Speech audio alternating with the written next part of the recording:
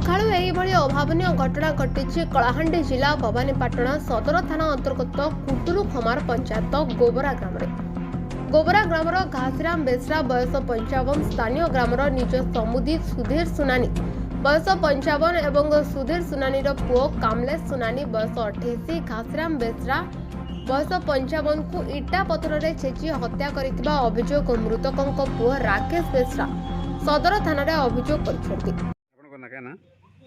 Sir मो ना राकेश बेसरा केन गाँ गोबरा काण असुविधा है सुधीर सुनानी मोर बापा के इटा रे मारी देछन। अच्छा हाँ तब आप काण चाहूँ मैं न्याय मिलवा दोषी दंड पाइबा से टाका चाहूँ आर किसी ना केते बेले मारी देले एटा सकाल 7:30 बेले। अच्छा केते लोग हिकर मारले एटा तार पुआ भी सांगरे थिला हाँ और तार बापा इटा रे मारला तार पुआ तार सांगरे थिला से भी गेड़ा धरिक आसिक आम घर लोक मान के भी मारीचे और मोर काका को मध्य से मारीचे तार गोड़ फुली जाइए मत भी देखुन कि नहीं ना भी सब एटा बाजी सब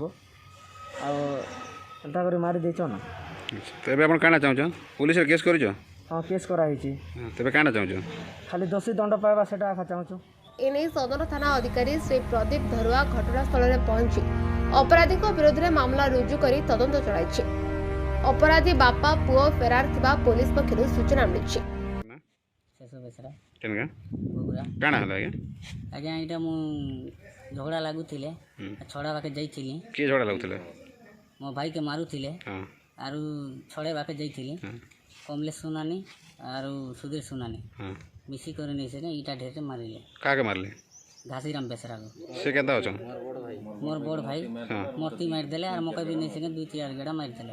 अच्छा तेरे आप काण चाहूँ मु चाहूँ नहीं से तकर के दंड मिलो आरो। कलाहांडी जिलार जगन्नाथ नायकों रिपोर्ट स्माइल टीवी सिंहनाद।